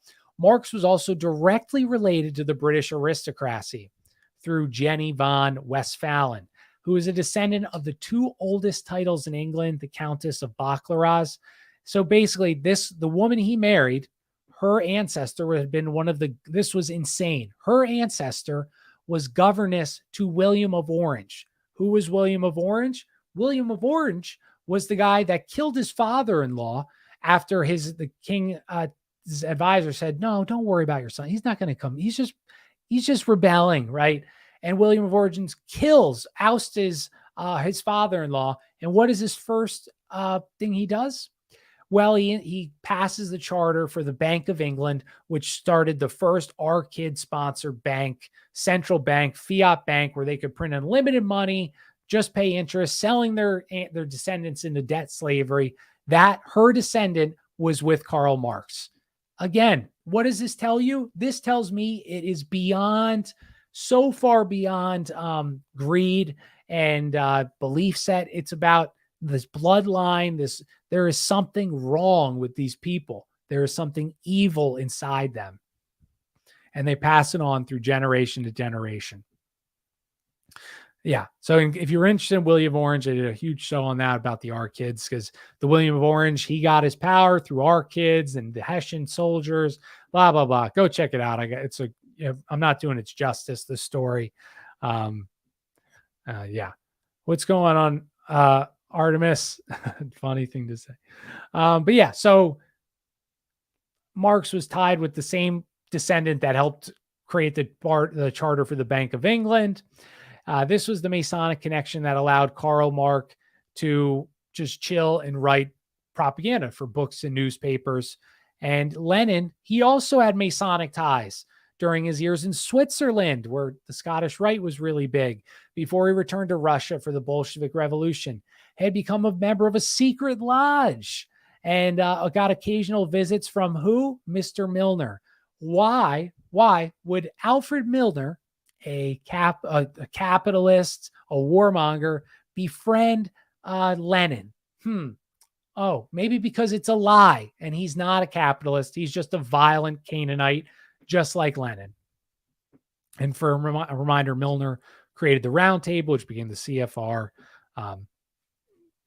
Orwell ties to Huxley as well, was writing science fiction. He was telling us what they're going to do. I totally agree, Wes. And that's what I think these people do. They write these books knowing no one's going to either read them, or if they do, they won't take them serious.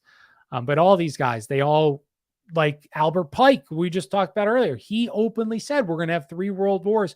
This is what they're going to do. You think he was joking, right? Also important to note, Alfred Milner, that the guy behind the Boer War of, poisoning wells, killing over 30,000 innocent women and children, having his soldiers raze cities to the ground, rape their women, kill the children, starve them, disease, and on and on. Milner, he had reached the 33rd degree, the revolutionary degree in Freemasonry. The richest man of the world, Tsar Nicholas, had his court infiltrated by tons of occultists. Now that might sound crazy. That might sound crazy, right? That Tsar Nicholas had occultists in his court. So let me elaborate.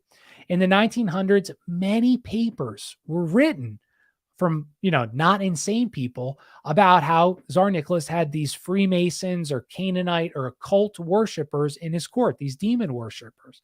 And there was like some of the people on his court was this French Kabbalah doctor, like voodoo practitioners, like actual black magic, spell writers. I mean, like legit witches and wizards, or whatever you want to call it.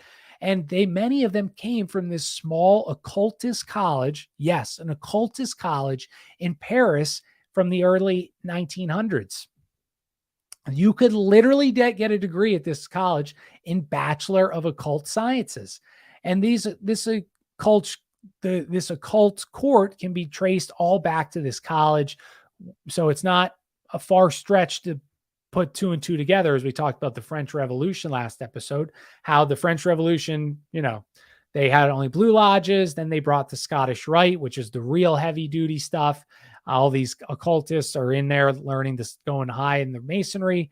They say, all right, now you have to go infiltrate the Tsar because he's our next target. They infiltrate, they advise incorrectly, on and on and on. And Mullins even brings up the theory that he blames that the downfall of the Tsar and its inability to make decisions were due to either being drugged or hypnotized by his closest advisors. He even says King Louis acted in a similar way in the weeks before the French Revolution. He froze. He couldn't act. People that were, had very successful as kings and czars years previous, when this stuff started happening, they didn't do anything. They didn't stop it.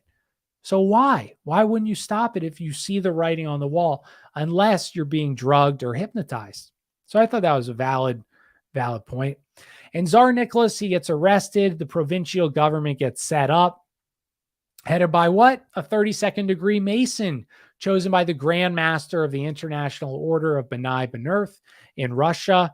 His name was Kerensky. He was a 32nd degree, held the fort until Lenin arrived from a SEAL train from Switzerland. Oh, where was Lenin? Of course, he was being given 10K by Rockefellers and paid for by Warburgs and all these evil shits. And after the bloody of the horrid revolution, Kerensky, he said, my job's done. Lenin is here. I'm going to go to America. What does Kerensky do in America? After being a huge player in this massive, violent, horrible event of death and destruction. Where do you guys think he went to work? Oh, and I would say most probably guess banking. No. He was a lecturer at huge college universities talking about God knows what, being paid exorbitant sums of money, paying him for his actions in the Bolshevik Revolution.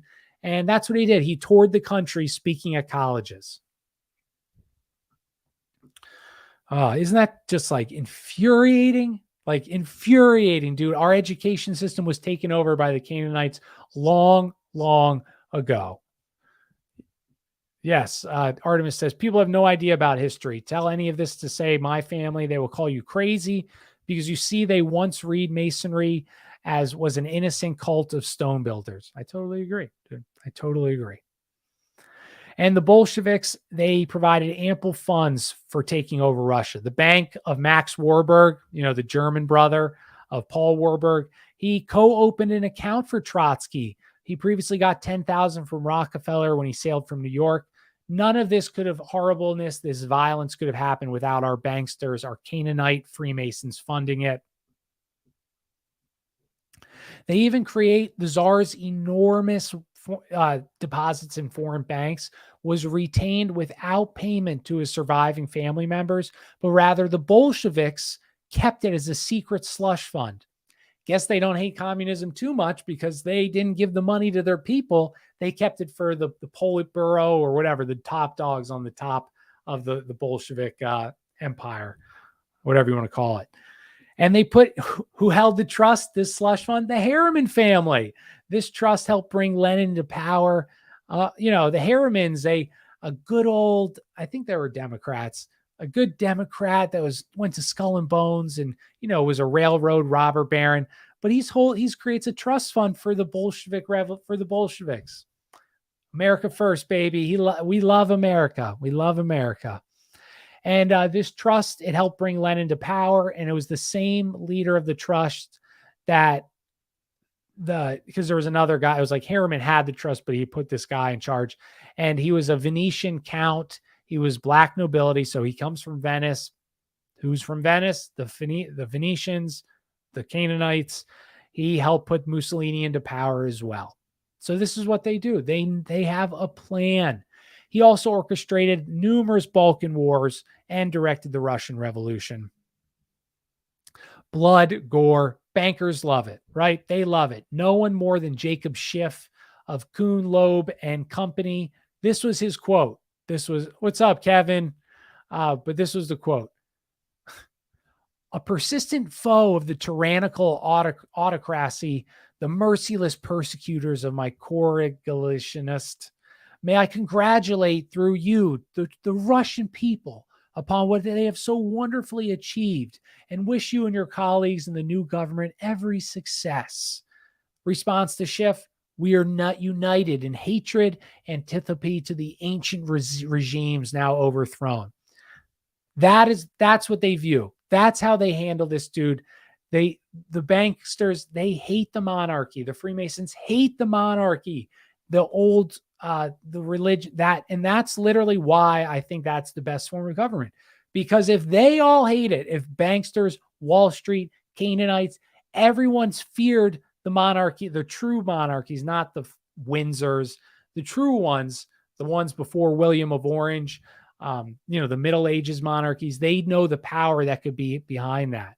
And that's why they despise it, because they're afraid of it. What's up, my man, John? I hope you're doing well. Hey, David, you're back. Thank you for coming back.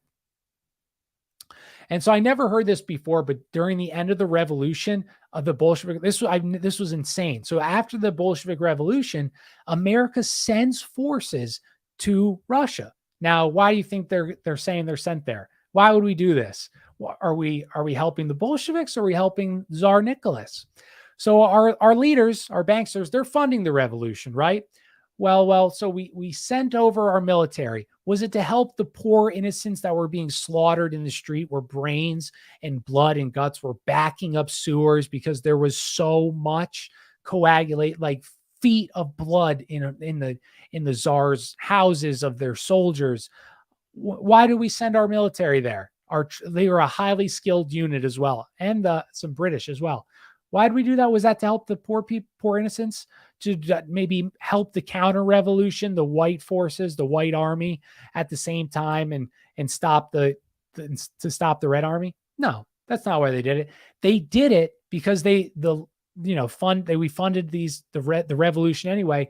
We said, why don't we send American forces over so you guys can write even more propaganda about how you're being overtaken by foreigners and how you need to.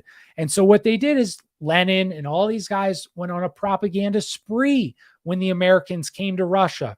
And this inspired all these peasants that maybe were like, dude, this is a lot of violence. Like, I don't think I want to be a part of this. I'd rather go back to having Tsar when we had the great, check out my central banking episode about how Imperial Russia dominated continental Europe and the world. So this was a rallying cry they used about how Mother Russia was being invaded by foreign troops. So where did our troops go? Were they, did they go right to stop the violence in Moscow? Did they go stop the Red Army?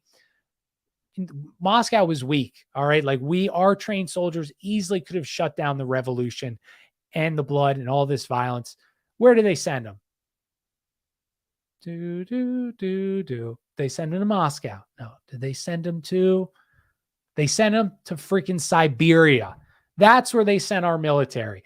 Now, why would you send them to Siberia? Again, because it was purely for propaganda reasons to help give Lenin and Trotsky and all these people ammo to say, see, they don't want us to succeed. So they brought them in this middle of nowhere, leastly populated area. These guys were the trained killers. They were well armed. So the real reason was to unite these peasants with the Red Army and to betray the white Army Russian counter-revolutionaries, because we probably told them, oh, we're coming to help you, but we just never showed up. And the White Army was gaining support from the people because all this torture and violence. Trotsky was losing the war. And to reverse this situation, the Federal Reserve, they were behind this call. They called and ordered the Allied troops to Russia to create this like narrative of propaganda to get support. Isn't that disgusting, dude? So our Americans sat in Siberia for a year and a half. Oh, wait, I don't want to get ahead of my head. The violence seen in the Bolshevik Revolution was far more vicious than that of the French Revolution. And like I just said, bloods, brains, skulls, gutters backed up, eyeballs removed, tongues removed, on and on. And this is the Canaanite-sponsored violence of the French Revolution on an even bigger scale. A sacrifice, again, a huge energy-creating sacrifice. Killing the descendants of Shem, who had ruled and prospered under Russia for 1,000 years, 1918 to 1957, 65 million people were slaughtered in Russia. But communism, it's for the worker. It's for the people. They killed whoever they wanted. They killed anybody and everybody. And camps were created. More concentration camps were created. The Russians who stopped, the Nazis concentrate. They were the ones that opened these. They just created their own. They did the exact same thing. They are as evil as the concentration camps the British started in the Boer War, as the Nazis did, and the Russians afterward. Thanks, Wes. But so the Tsar Nicholas, he was the richest man in the world. This is why they also had to bring him down. The Arkids had less money than Tsar Nicholas. He had billions of gold. He had a sixth of all land in the world, millions in jewels.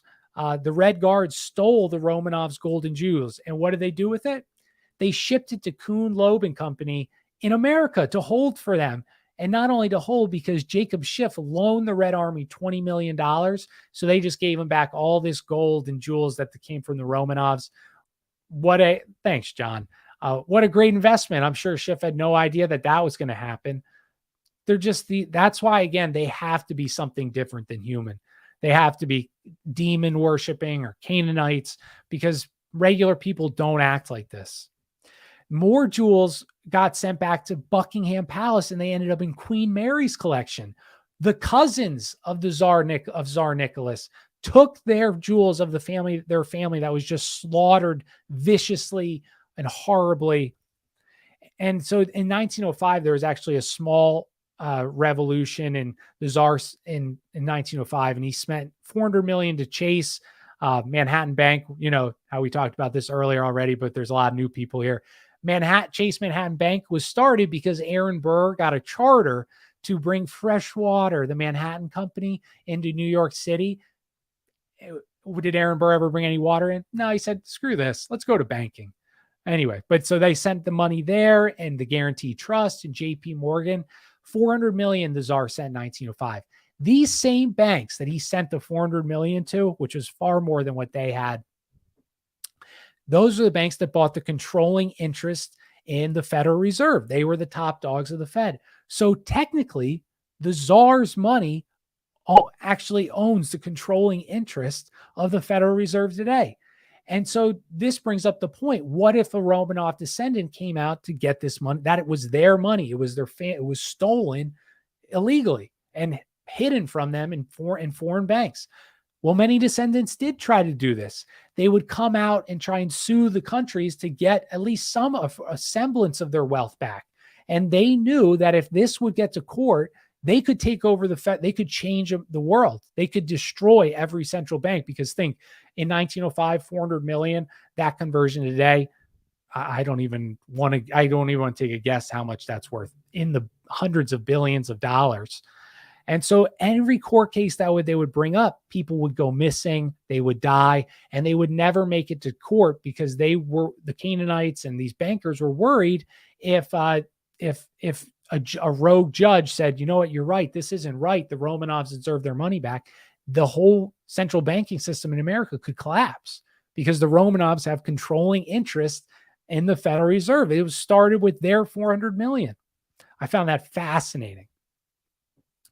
And these banksters and intellectuals that they're funded by, the banksters, they write these papers and books supporting communism and socialism.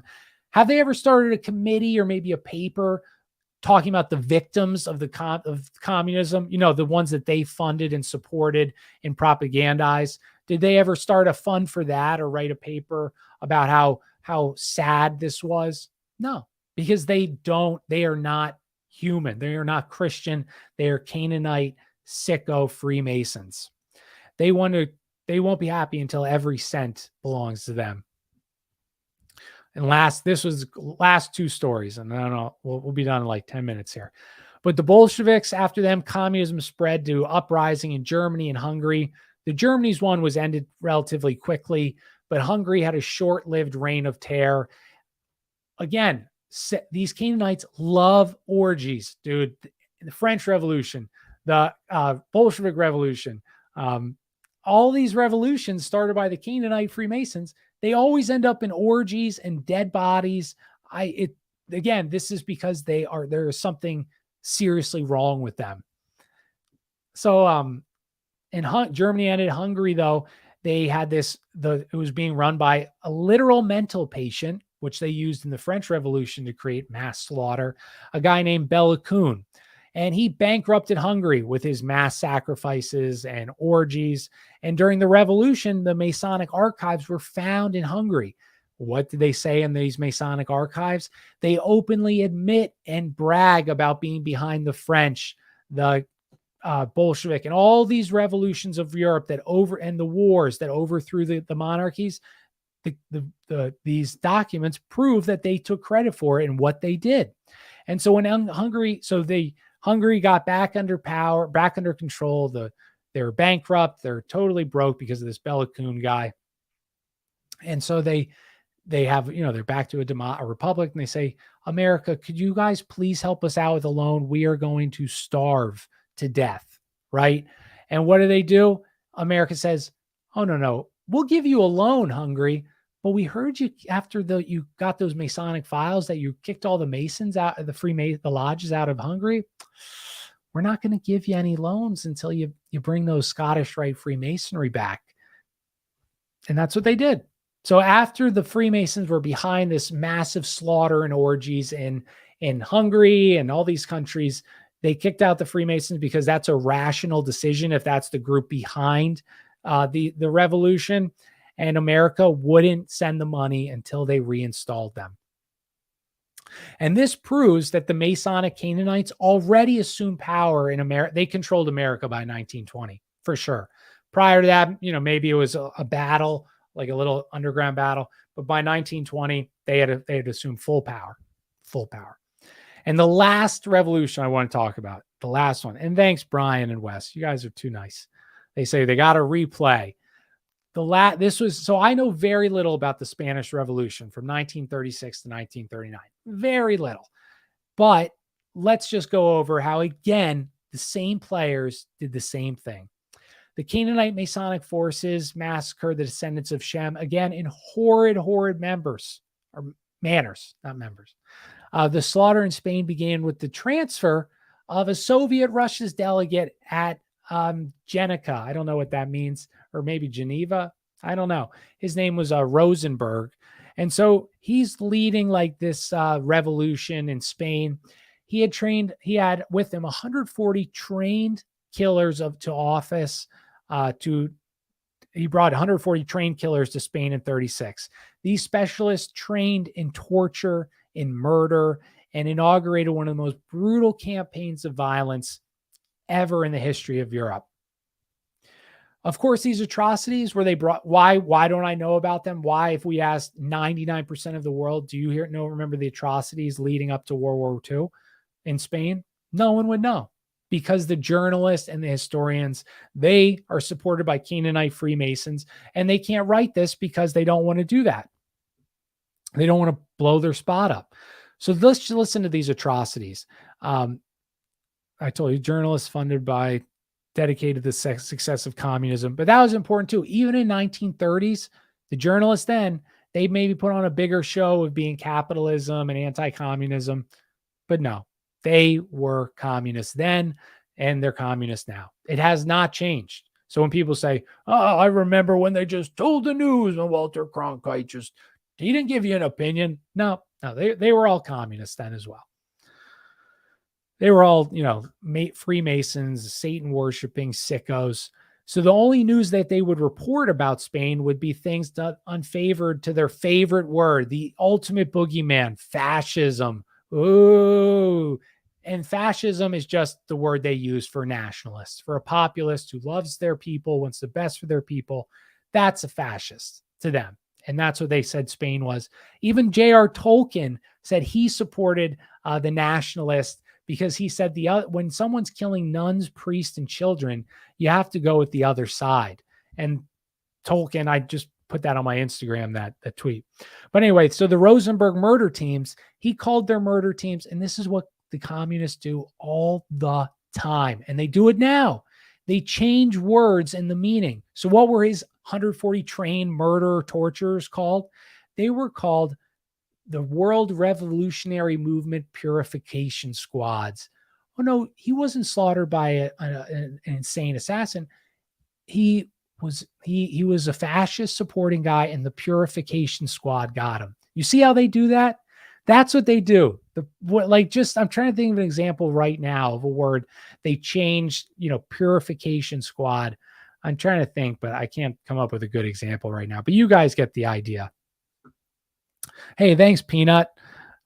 Tolkien was probably a Mason, though, if you ever read about his gods. I haven't read about that, Artemis. I just saw, I just know his quote is supporting the nationalists in Spain.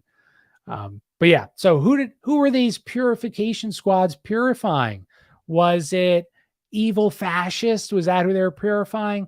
Oh, evil, only fascist. That's the only person. We were the Workers' Party. We're purification. We're not going after regular folks. No. They purified priests, nuns, choir boys, and women. One time they go to a convent in Barcelona, the Purification Squad. They go to this convent and they respectfully inform Mother Superior with all these, in the dozens of nuns, say, hey, there's possibly mob violence. We're a purification squad. Let's get you to safety. And so the nuns say, okay, thank you. That's so nice of you. Honest Christians. What do they do? They bring them out into the country where they slaughter them. They slaughter the nuns. And when asked why the Purification Squad did that, the communist leader of that group said, well, we needed the buildings. We didn't want to mess it up before we occupied it. That's what they did. Just how sickening is that? They tricked these women to go out into the country because they were protecting them, and they slaughtered them. Oh, and it didn't just end there. No. In the 36 bodies that were exhumed from the graves, they propped up outside the walls of the convents. So they killed them in this ditch, these 36 nuns. Days later, they came back, they unburied them, hung them up, putting gruesome placards on them about how they were the fascists, they were the nationalists, and how they were just purified. That's what the purification squads, that's what the Canaanite Freemasons do. They do these heinous things that no one in humanity would ever do, unless if you were a truly evil person. 1/10 of the Spanish population of Spain was murdered by these purification squads in 39.